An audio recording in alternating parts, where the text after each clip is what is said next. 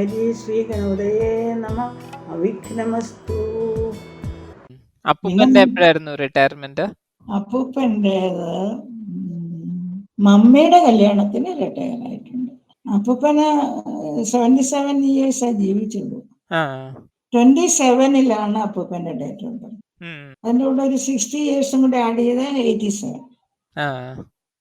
ഞാൻ അതിനെ 77 പറഞ്ഞു. അത് 27 ജൂണിലായിരുന്നു അപ്പൂപ്പന്റെ ഇത്.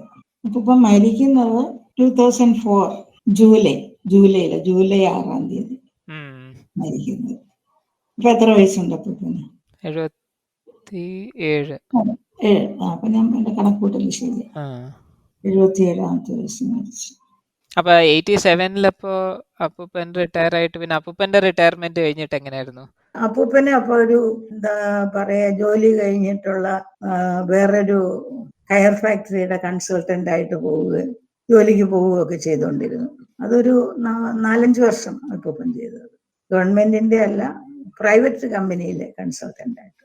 അവരുടെ ഈ എക്സ്പോർട്ടിന് വേണ്ടിയിട്ടുള്ള ഇതൊക്കെ തയ്യാറാക്കി കഴിയുമ്പോൾ ശരിയായിട്ടുള്ള ഗുഡ്സ് ആണോ, അതിനെന്തെങ്കിലും അപ്പൂപ്പന്റെ എക്സ്പോർട്ട് ഇൻസ്പെക്ഷൻ അതിന്റെ ക്വാളിറ്റി നോക്കുന്നതായിരുന്നു അപ്പൂപ്പന്റെ ജോലി. ഗവൺമെന്റിൽ എക്സ്പോർട്ട് ഇൻസ്പെക്ഷൻ ഏജൻസിയിലായി ഇൻസ്പെക്ട് ചെയ്യുക എന്നുള്ളതായിരുന്നു ഷിപ്പ് ചെയ്യുന്നതിന് മുമ്പ്. അപ്പൊ അത് ആ കമ്പനിക്ക് വേണ്ടി അപ്പൂപ്പനും ചെയ്തുകൊണ്ടിരുന്നു. അപ്പൊ പിന്നെ പ്രശ്നമൊന്നുമില്ല. എല്ലാം നമ്മുടെ നാട്ടിൽ തന്നെ ആയതുകൊണ്ട് മക്കളെ ഒന്നിനും ഒരു കുഴപ്പമില്ലാതെ പോകാൻ എല്ലാം ചെയ്യാനും ഒക്കെ പറ്റി. അങ്ങനെ പിന്നെ കുട്ടികൾ വരാൻ നോക്കിയിരിക്കുകയും അങ്ങനെയൊക്കെ ഉള്ള ഒരു പ്രതീക്ഷകള്, മക്കളെന്നാ വരുന്നേ, കൊച്ചുമക്കളുമായിട്ട് അങ്ങനെയൊക്കെ ഉള്ളൊരു സന്തോഷമായിട്ട് കുറെ വർഷങ്ങൾ കഴിഞ്ഞു. അത് കഴിഞ്ഞപ്പോഴത്തേക്ക് അപ്പൂപ്പന് ഇടയ്ക്കിടയ്ക്ക് വയ്യായിക വന്നു തുടങ്ങി. ഹാർട്ടിന്റെ ഒരു പ്രശ്നങ്ങളുണ്ടായിരുന്നു. അത് ഒരു 84-ല് ഒരു പ്രാവശ്യം ആദ്യം വന്നു. ഹാർട്ടിന് സ്വല്പം പ്രശ്നമായിട്ട് പമ്പിങ് റേറ്റ് കുറയുക. അപ്പൊ അത് കഴിഞ്ഞിട്ട് പിന്നെ കുറച്ച് നാളൊക്കെ അപ്പൂപ്പൻ വിശ്രമ ജീവിതമായിരുന്നു. 84 കഴിഞ്ഞിട്ട് പിന്നെ 94-ലാണ് അപ്പൂപ്പന് ഇതേ അസുഖം പിന്നെയും വന്നു, പമ്പിങ് റേറ്റ് കുറയുക. പിന്നെ അപ്പൂപ്പന്റെ 2004 ആയപ്പോഴത്തേക്കും അപ്പൊ അതിനെന്ത് പറയാം, എവരി എന്ന് പറഞ്ഞുള്ള 10 വർഷം കൂടുമ്പം ഈ അസുഖം വരുമായിരുന്നു, ഈ ശല്യം വരുമായിരുന്നു.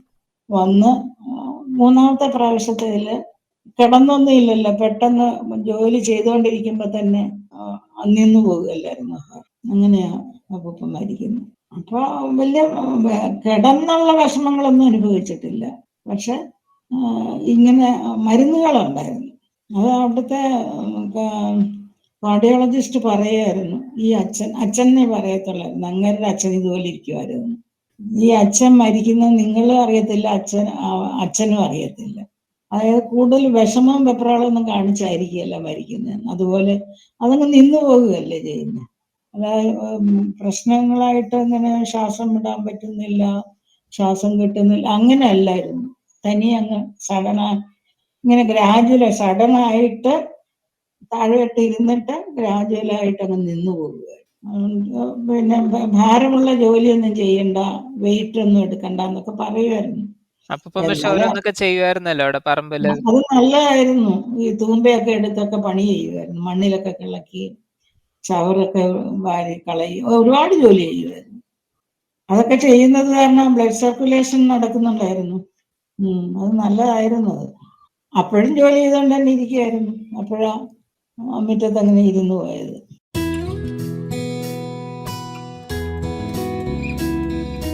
പുതിയ വീട്ടിലേക്ക് അപ്പൊ എപ്പോഴാ മാറിയത്? അതെന്തുകൊണ്ടാ ഉണ്ടാക്കാൻ ഡിസൈഡ് ചെയ്തത്? അതിന്റെ സ്റ്റോറി എന്തുവായിരുന്നു? അത് അവിടുത്തെ സ്റ്റോറി എന്ന് പറഞ്ഞാല്, ഈ വീട് പിന്നെ പഴയ വീട്ടിൽ നിറച്ച സ്ഥലവും ഒരുപാട് മുറികളും എല്ലാം ഉണ്ടായിരുന്നു. വീടിന് സൗകര്യക്കുറവുണ്ടായിട്ടില്ല. പക്ഷെ പഴയ വീടല്ലേ, അപ്പൊ പരിഷ്കാരങ്ങളൊക്കെ കുറവാണ്. പുതിയ വീടുകൾ പോലെയുള്ള സൗകര്യം എന്ന് പറഞ്ഞാൽ പുതിയ സൗകര്യങ്ങൾ. അപ്പൊ പേരപ്പനും ഒക്കെ പറഞ്ഞ് നമുക്കൊരു കാര്യം ചെയ്യാം, ഫ്രണ്ടിൽ കുറച്ച് സ്ഥലം കിടപ്പുണ്ടല്ലോ, ആ സ്ഥലത്ത് നമുക്കൊരു പുതിയ വീട് വയ്ക്കാം. അതിന് അച്ഛനൊന്നും ചെയ്യുകയൊന്നും വേണ്ട, കോൺട്രാക്റ്റ് കൊടുക്കാം, കോൺട്രാക്ടർ ഒന്ന് ചെയ്തിട്ട് വെക്കോളൂ. അപ്പൊ നമുക്കൊരു പിന്നെ വേറൊരു വീടും കൂടി ആയിക്കോട്ടെ. അതിനു മുമ്പ് തന്നെ ഇപ്പൊ വീടിന്റെ ഇപ്പൊ പണ്ട് തങ്കമണി ആന്റിയുടെ അവരൊക്കെ അവിടെ വന്ന് താമസിക്കുമ്പോ തന്നെ അങ്ങനെ ഒരു വീട് നേരത്തെ ഉണ്ടാക്കി. അതൊരു പുതിയ വീടായിരുന്നു. അത് അപ്പൂപ്പന് എപ്പോഴും ഈ കണ്ണിന് പ്രശ്നം വന്നുകൊണ്ടിരുന്നു. അപ്പൊ മധുരയില് അമ്മയും അച്ഛനൊക്കെ താമസിക്കുമ്പോൾ നമ്മൾ അരവിന്ദ് ഐ ഹോസ്പിറ്റലിൽ കാണിച്ചു. അങ്ങനെ ഇടയ്ക്കിടയ്ക്ക് മധുരയിൽ പോകേണ്ടി വരും. എന്തോ ലേസർ അടിക്കാനൊക്കെ, യാഗ് ലേസർ എന്ന് പറഞ്ഞിട്ടൊരു സംഭവമുണ്ട്, ട്രീറ്റ്മെന്റ്. അത് കണ്ണിന്റെ ഈ എന്താ പറയുന്ന ഈ ഇതുണ്ടല്ലോ, കാറ്ററാക്ട് പോലെ ഒരു പാട ഉണ്ടാകും. കാറ്ററാക്ട് ഒരു പാട ഉണ്ടാകുന്നതാണല്ലോ ഒരു. അത് ഈ പാടാന്ന് പറയുന്നത് പിന്നെയും പിന്നെയും മുറിച്ച് കളയാൻ പറ്റത്തില്ല. മറ്റേ കാറ്ററാക്ട് നമ്മൾ മുറിച്ച് മാറ്റുക ചെയ്യുന്നത്. എന്നിട്ട് അകത്ത് ലെൻസ് വയ്ക്കുക. അകത്ത് ലെൻസ് വെച്ചും വയ്ക്കും, അല്ലെങ്കിൽ വലിയ ലെൻസിന്റെ കണ്ണാടി വാങ്ങിച്ചും വയ്ക്കുമായിരുന്നു. അപ്പൂപ്പന് അകത്ത് ലെൻസ് വെച്ച് തന്നെയുള്ള ഓപ്പറേഷനൊക്കെ നടത്തിയിട്ട്. അപ്പൊ അങ്ങനെ മധുരയിലും അവിടെ ഇവിടെയൊക്കെ പോകുമ്പോൾ പിന്നെ ഇതൊക്കെ പുതിയ വീടിന്റെ എന്തെങ്കിലും റിപ്പയറിങ്ങോ അല്ലെങ്കിൽ എന്തെങ്കിലുമൊക്കെ ചെയ്യണമെങ്കിൽ അപ്പൂപ്പനൊരു മടിയായി. അപ്പൂപ്പൻ പറഞ്ഞു, ഇനി എനിക്ക് വയ്യ ജോലിക്കാരെ വിളിച്ച് അത് ഇതൊക്കെ ചെയ്യാൻ, അതങ്ങ് നമുക്ക് ഡിസ്പോസ് ചെയ്തേക്കാം ആ വീട്. അപ്പം എനിക്കിതിനെ കുറിച്ച് ABCD എന്ന് പറഞ്ഞാൽ ഒന്നും അറിഞ്ഞൂടാ. ഡിസ്പോസ് ചെയ്യണം, ചെയ്തു, വേണ്ട, ഈ രീതിയിലൊരു അതിരി കുഞ്ഞുങ്ങളുടെ രീതിയിലുള്ള വീണ്ടും വിചാരം ഇല്ലാത്ത, ശ്രദ്ധയില്ലാത്തൊരു ജീവിതം പറയുന്നത് അതുപോലെ കേൾക്കുക. അങ്ങനെ 93-ലാന്ന് തോന്നുന്നു അവർക്ക് കൊടുത്തത് ആ വീട്. താമസിച്ചിരുന്ന അവർക്ക് തന്നെ കൊടുത്തു ആ വീട്, വിറ്റു. അപ്പൊ പിന്നെ നമുക്ക് ആ പഴയ ഒരു വീടേ ഉള്ളൂ, 2 വീടുണ്ടായിരുന്നു. അപ്പൊ അത് നമുക്ക് വേറൊരു വീടും കൂടി വെക്കാം. അത് പേരപ്പന്റെ നിർബന്ധമായിരുന്നു, നമുക്ക് വേറൊന്നും കൂടി വെക്കാം. അപ്പൊ പിന്നെ കോൺട്രാക്ടറെ വിളിച്ച് അതിന്റെ പ്ലാനും ഒക്കെ വരച്ച് ഫ്രണ്ടിലൊരു വീട് ആക്കി. അല്ലാതെ പ്രത്യേകിച്ച് കാരണമൊന്നും ഉണ്ടായിട്ടല്ല അത് വെച്ചത്, ഒരു ആവശ്യം ഇല്ല. അതിന്റെ കല്ലിടുന്നതിന്റെ ഡേറ്റ് ഞാൻ എപ്പോഴും ഓർക്കും. എന്താണെന്നറിയാം മക്കളെ, 222 അങ്ങനെയാണ് എന്റെ കല്ലിട്ടതിന്റെ ഡേറ്റ്. 2002 ഫെബ്രുവരി 2 അതെന്താ നോക്കി വെച്ചാണോ അതോ അങ്ങനെ ആയതാണോ? അന്നത്തെ മുഹൂർത്തമാണ് എടുത്തത്. അന്ന് തന്നെയാണ് പേരമ്മയും പേരപ്പനും മരുതൻകുഴിയിലെ വീട് വെച്ചിട്ട് അതിന്റെ പാലുകാച്ച് നടത്തിയത്. അതേ ദിവസം. കാരണം ഇവിടെ നമ്മുടെ ജ്യോത്സ്യനോട് ചോദിച്ചിട്ട് മുഹൂർത്തം എടുത്തതാണ്. അപ്പൊ അങ്ങനെ ആ ജ്യോത്സ്യനും പറഞ്ഞു, ഇത് നല്ല മുഹൂർത്തമാണ്, നിങ്ങൾക്ക് വീട് വെക്കണം എന്നൊക്കെ പറഞ്ഞില്ലേ, കല്ലിടുന്ന ഈ ദിവസം ചെയ്തിട്ടോളാൻ പറഞ്ഞു. അപ്പൊ ഞങ്ങള് ഇവിടുത്തെ കല്ലിട്ടിട്ട് പെട്ടെന്ന് തിരുവനന്തപുരത്തേക്ക് പോകുമായിരുന്നു ചെയ്തത്. തിരുവനന്തപുരത്ത് ആ ദിവസം വൈകുന്നേരം ബാങ്കുകാരെയൊക്കെ വിളിച്ച് റിസപ്ഷനും ഒക്കെ ഉണ്ടായിരുന്നു. ആ ഡേറ്റ് മറക്കത്തില്ല, 222. നമ്മുടെ ഈ വീട് ഉണ്ടാക്കിയത് കല്ലിട്ട് കഴിഞ്ഞിട്ട് ആ നവംബറില് 2002 നവംബർ 13 അതിന്റെ പാല് കാച്ചി. അപ്പൊ 22 വർഷമായി ഇപ്പൊ ആകും, ഈ നവംബർ ആകുമ്പോൾ പാല് കാച്ചിട്ട്. അപ്പൊ ആ വീട് വെച്ചിട്ട് ഉടനെ അതിലേക്ക് മാറിയായിരുന്നോ ശ്രീനിലയത്തിൽ നിന്ന് മാറി, ഉടൻ തന്നെ മാറി. പാല് കാച്ചി നമ്മള് അന്ന് തന്നെ പൂജയൊക്കെ നടത്തി അന്ന് തൊട്ട് അവിടെ താമസമായി. പഴയ വീട് ഒന്ന് ഓവറോൾ ഇതൊക്കെ ചെയ്തിട്ട് മെയിൻ്റനൻസ് ഒക്കെ നടത്തിയിട്ട് വാടകയ്ക്ക്.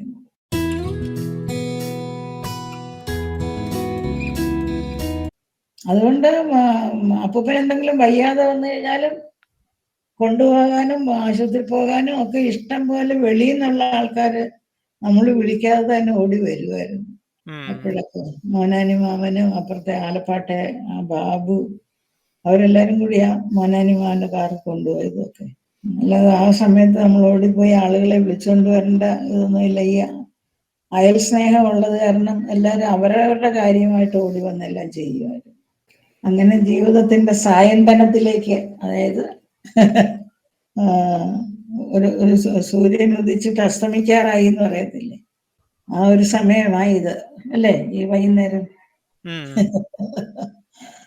അപ്പൊ ജീവിതത്തിന്റെ സായന്തനമായി ഇപ്പൊ അമ്മൂമ്മയുടെ.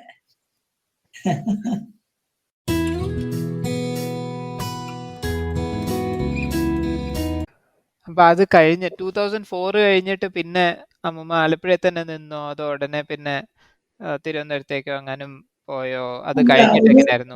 ഒരു വർഷം ഞാൻ രാധാപ്പച്ചി അവിടെ വന്ന് നിന്ന് കുറെ നാള്. ആ അപ്പൊ അമ്മൂമ്മ തന്നെയല്ലേ അവിടെ താമസിക്കുന്നത്, ഞാൻ കുറെ നാൾ ഇവിടെ നിന്നോളാം എന്ന് പറഞ്ഞിട്ട്. ആങ്ങളോടുള്ള സ്നേഹമാണ് എന്നോടും ആ സ്നേഹം കാണിക്കുന്നത്. അങ്ങനെ അത് കഴിഞ്ഞിട്ട് പിന്നെ എനിക്ക് തോന്നുന്നു ഞാൻ ബോംബെയിലേക്കാണ് വന്നേന്ന് തോന്നുന്നു. അതെ, ബോംബെയിലേക്കാണ് വന്നു. അത് കഴിഞ്ഞ് കുറച്ച് നാള് പിന്നെ ആലപ്പുഴ വന്നു.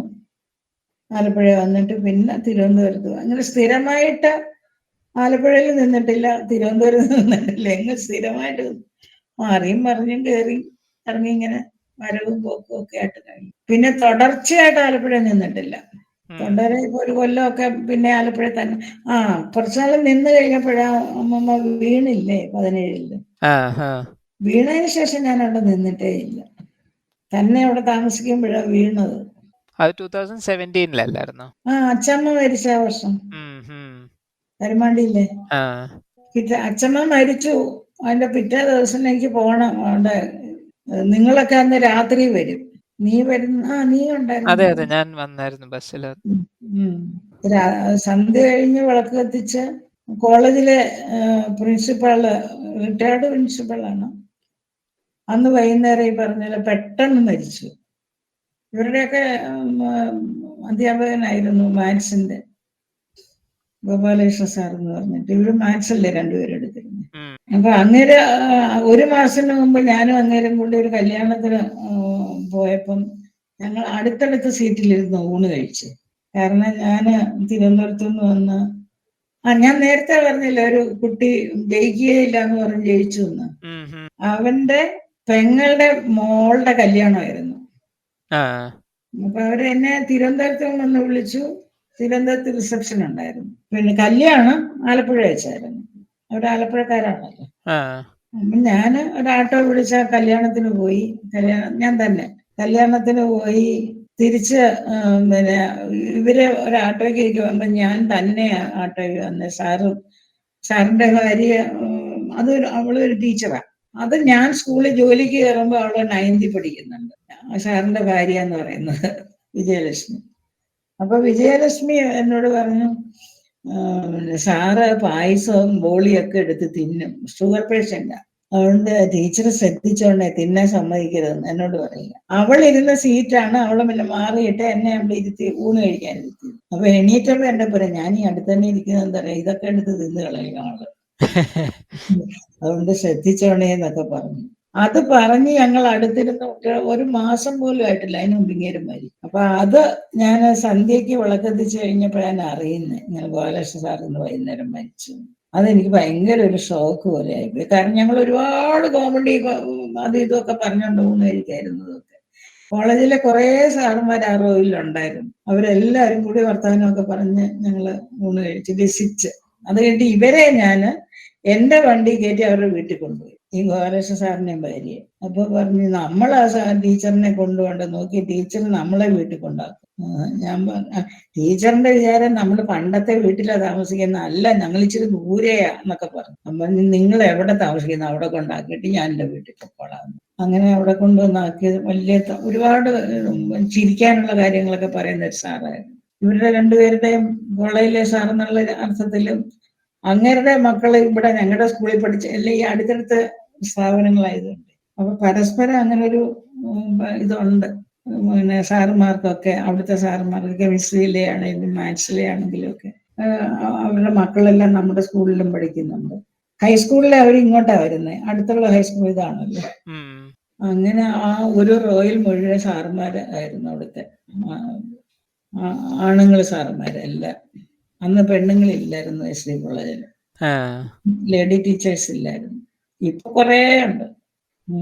അപ്പൊ അത് എനിക്ക് അത് ഓർത്തോണ്ട് അടുക്കളയിലേക്ക് പോയി ഫ്രിഡ്ജിനകത്തുനിന്ന് ഏതാണ്ട് എടുത്ത് തിരിഞ്ഞ് അടുപ്പിന്റെ അടുത്തേക്ക് പോകുമ്പോഴത്തേക്ക് ഒരൊറ്റ വീഴ്ചയുള്ളൂ.